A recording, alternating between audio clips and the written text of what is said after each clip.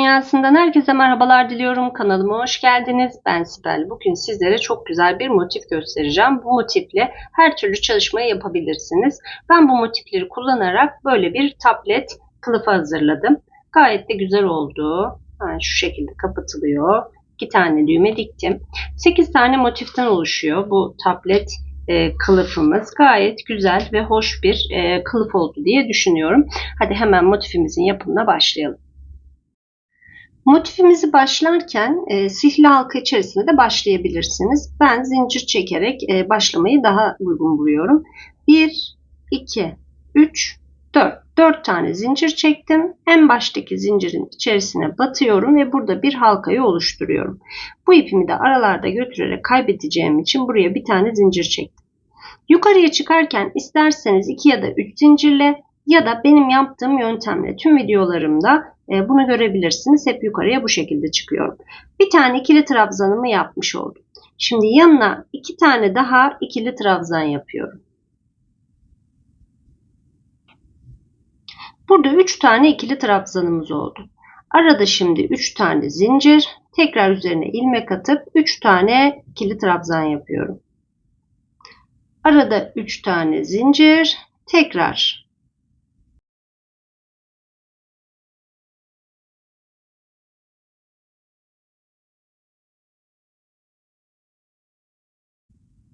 Bir, 2, 3 tane zincir, tekrar buraya 3 tane ikili trabzan yapıyorum.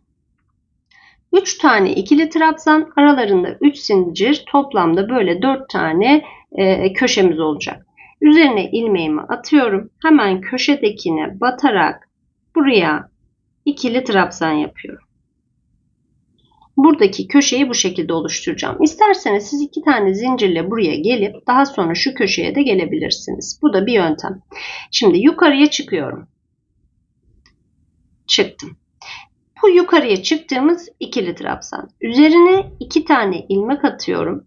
Bu ortadaki kısma, yani bu üst zincir olacak köşelerdekinin tığımı arasından geçiriyorum. Şu şekilde 2'ye katlayabilirsiniz daha rahat alabilmek için. Buradan çıkartıyorum ilmeğimi.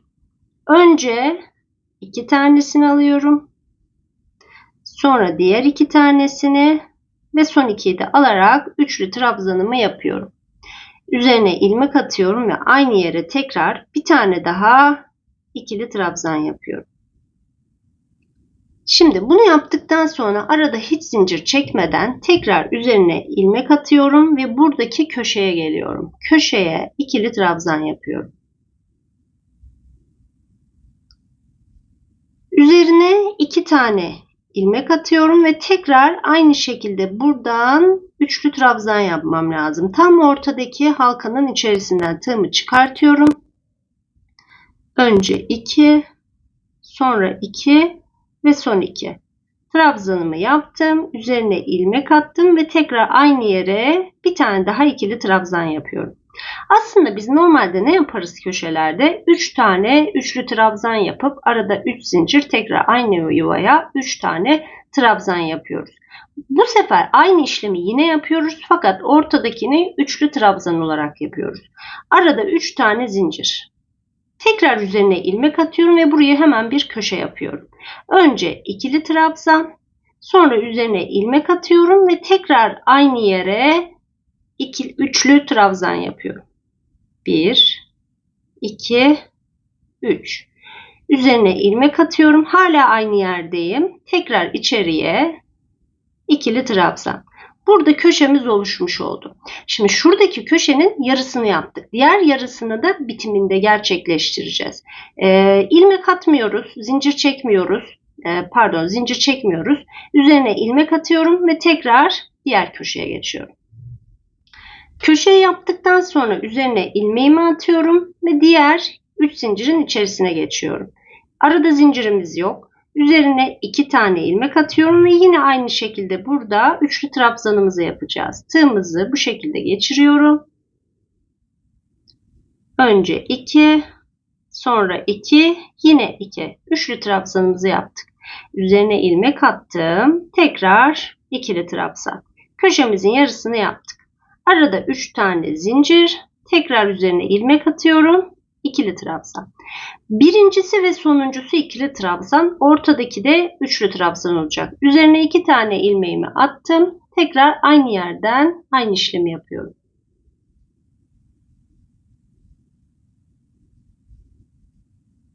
İkincisini de yaptım. Şimdi üçüncüsü ne olacak? İkili trabzan olacak. Diğer köşemizi de yapmış olduk. Şimdi burayı da yapıp şuraya gelelim. Aralarda hiç zincirimiz yok. 3 tane trabzan, arada 3 zincir, tekrar 3 trabzan. Köşeyi oluşturmamız bu şekilde. Ortadakileri yalnız ne yapıyoruz? Üçlü trabzan yapıyoruz. Birinci köşe, ikinci köşe, üçüncü köşe, dördüncü köşenin yarısını biz zaten burada yapmıştık. Şimdi üzerine ilmek atıyorum. Tekrar neresi burası bizim yaptığımız? Burası. Yani buradaki kısma ikili trabzan yapıyorum.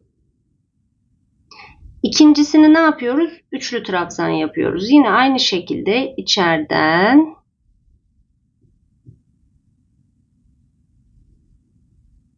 şöyle ikiye katlayarak alacağım. Üçlü trabzanımı yapıyorum. Üzerine ilmek atıyorum. İkincisini de yapıyorum. Diğer köşemizi yapmış olduk. Bir tanesini zaten başlangıçta yapmıştık. İkincisini yaptık. 2 tane zincir çekip hemen bu yukarı çıktığımızın tepesine batarak bir zincir çekerek ipimi buradan kesiyorum.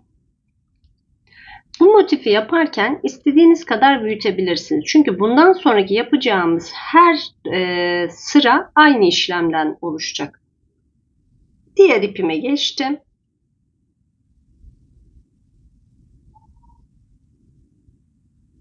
Herhangi bir köşeye geliyorum. Şurası tam ortası.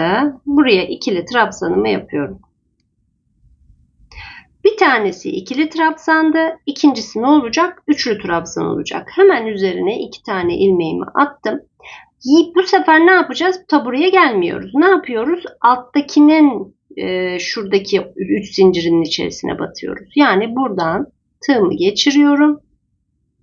Üçlü trabzanımı buraya yapıyorum. Çeviriyorum. Aynı yuvaya tekrar ikili trabzan. Aralarda hiç zincirimiz yok. Bu sizi yanıltmasın.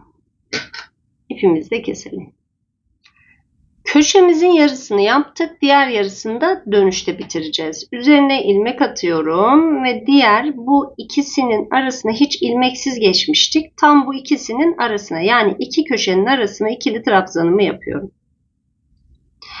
Üzerine 2 tane ilmek attım. Şimdi burada altta 3 tane bizim, yani ilk sırayı oluştururken 3 tane bizim trabzanımız vardı. Bunun en ortadakine batıyorum. Ortadakinin arkasından alarak ilmeğimi batıyorum. Tekrar. Altta 3 tane bizim trabzanımız var. Bunun en ortadakinin arasından geçirerek üstünden alıyorum.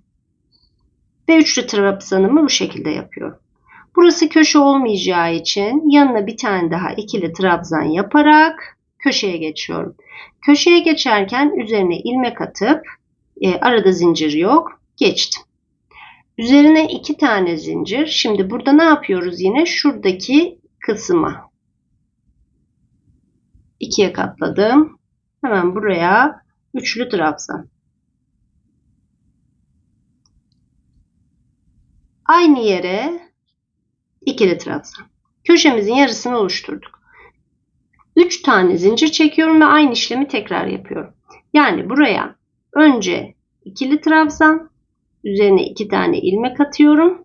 Tekrar aynı yerden 2 oldu. Şimdi aynı yere tekrar aynı yerdeyim hala. İkili trabzan. Köşemizi oluşturmuş olduk. Arada hiç zincir yok. Burası iki köşenin birleşim yeri. Hiç zincir çekmeden geldiğimiz yer. Buraya yine ikili trabzan.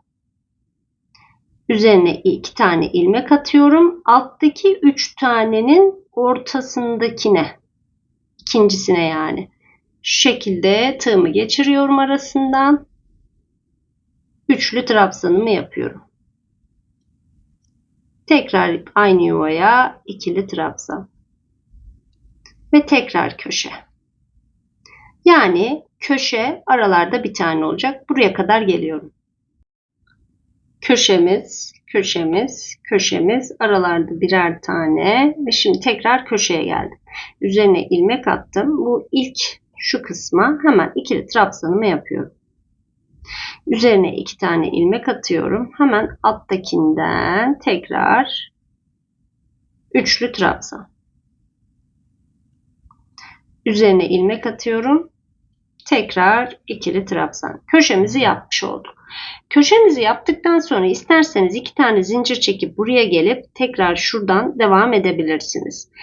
Ya da hep köşelerden gitmek isterseniz hemen üzerine ilmeğimi attım. Buradan köşeye batıyorum ve ikili trabzan yapıyorum. Burada bakın köşeyi oluşturmuş olduk. Şimdi hemen yukarıya çıkıyorum. Eğer aynı renkle devam edecekseniz bu şekilde ilerleyebilirsiniz. Ama farklı bir renge geçecekseniz 2 zincir çekerek ne yapabilirsiniz? Hemen buradakinin başına ilk ilmeğin başına batarak ilmek kaydırma yöntemiyle birleştirebilirsiniz. Yukarıya çıktım. Yukarıya çıktım. Üzerine 2 tane ilmek atıyorum. Yine aynı yerden. Yine aynı yer. Yani buradaki boşluktan geçip bu kısma üçlü trabzan. Üzerine ilmek attım. İkili trabzan. Köşemizin yarısını oluşturmuş olduk. Şimdi burada bir taneydi. Şimdi hem sağ tarafında hem sol tarafında yine aynı işlemi yapıyoruz. Üzerine ilmek attım. Hemen yandaki 2 tanenin birleşim yerine bir tane ikili trabzan. Üzerine 2 tane ilmek attım. Şimdi artık bundan sonra nereye batacağımız belli. Yani ne yapıyoruz? Şu yukarıya doğru üstteki olanın altından tığımı geçirdim. Ve buraya hemen üçlü trabzanımı yapıyorum. Bunlar bizim böyle devam eden çubuklarımız olacak. Üçüncüsünü de yine aynı yere batarak ikili trabzan yapıyorum. Üzerine ilmek attım, yanına geçtim. Aynı işlemi buraya yapıyorum. İkili trabzan, üzerine 2 tane ve bakın tekrar çubuğum var. Bu çubuğumun altından tığımı geçirdim ve üçlü trabzan yapıyorum. Tekrar aynı yere ikili trabzan ve yine köşeye geliyorum. Köşelerde ikili trabzan, üzerine 2 ilmek, tekrar aynı yere üçlü trabzan. Üçüncüsü de yine ikili trabzan ve köşe yapmak için 3 tane zincir. Tekrar üzerine ilmek atıyorum. Aynı yere köşemin diğer yarısını yapıyorum. İkili trabzan, üzerine 2 tane ilmek aldım ve aynı yere tekrar üçlü trabzan.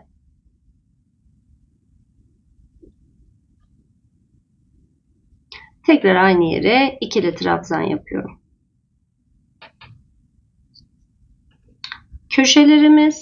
Köşelerimizde şimdi bir taneydi, 2 tane çubuğumuz oldu. Bir sonraki sırada da 3 tane olacak. Bu şekilde köşeye kadar geliyorum. Köşeye geldim. Köşenin yarısını yapmıştım. Tekrar diğer yarısını yapıyorum. Önce ikili trabzan, üzerine 2 ilmek, tekrar alt taraftan itibaren üçlü trabzanımızı yapıyoruz. Üzerine ilmek attım. Tekrar ikili trabzan. Köşemizi yapmış olduk. Eğer gri ipimizi bitireceksek 2 tane zincir çekip buraya bağlayarak bitirebiliriz. Eğer bitirmeyeceksek ve devam edeceksek ne yapıyoruz? Tekrar üzerine ilmek atıyorum. Buraya ikili trabzan yapıyorum. Bu şekilde de bitirebilirsiniz. Hiç fark etmez. Bir tane zincir çekerek ipimi buradan kesiyorum. Diğer renklere bu şekilde geçiş yapabilirsiniz. Diğer ipime geldim. Yine köşeden ikili trabzanımı yapıyorum. Üzerine 2 tane ilmek atıyorum ve alt taraftan şuradan tam tığımı çıkaracağım. İlmeğimi yine üçlü trabzan olarak örüyorum.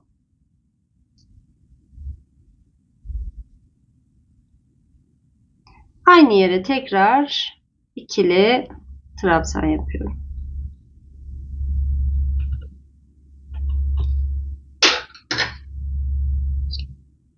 Normalde bu ipleri hemen örerek götürürüm aslında ama şu an hemen kesmek istedim.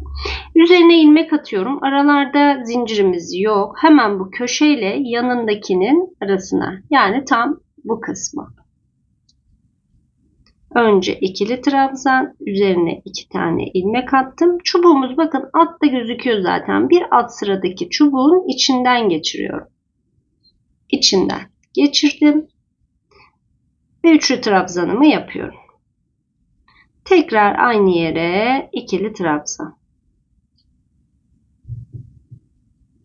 Aynısını buraya ve buraya da yapıyorum. Önce ikili, üzerine çift ilmek, bir alt sıradan üçlü trabzan, tekrar üzerine ilmek atıp ikili trabzan yapıyorum. Burayı da yapıp sonra köşeye geleceğim. Köşeye geldim. Bir de farklı renkle göstermek istiyorum. İkili trabzan. Tekrar aynı yere alttan tığımı geçiriyorum. Ve üçlü trabzan. Aynı yere tekrar ikili trabzan yapıyorum. 3 tane zincir ve işlemi tekrarlıyorum. Önce ikili trabzan, üzerine 2 tane ilmek atıp köşeden hemen bir tane daha üçlü trabzan yapıyorum. Yanına ikili trabzan.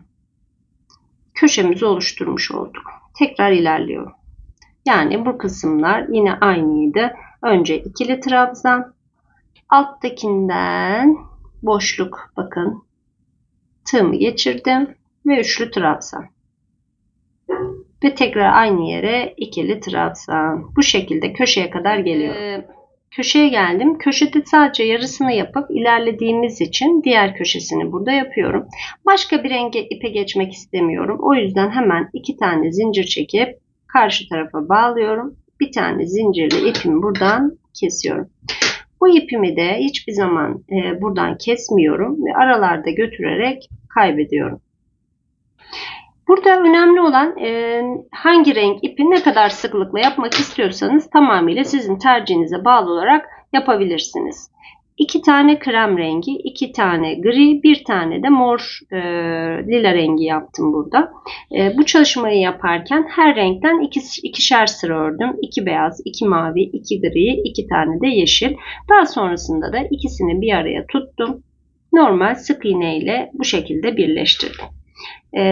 Ve en sonki halimiz bu şekilde oldu. Umarım sizler de beğenmişsinizdir.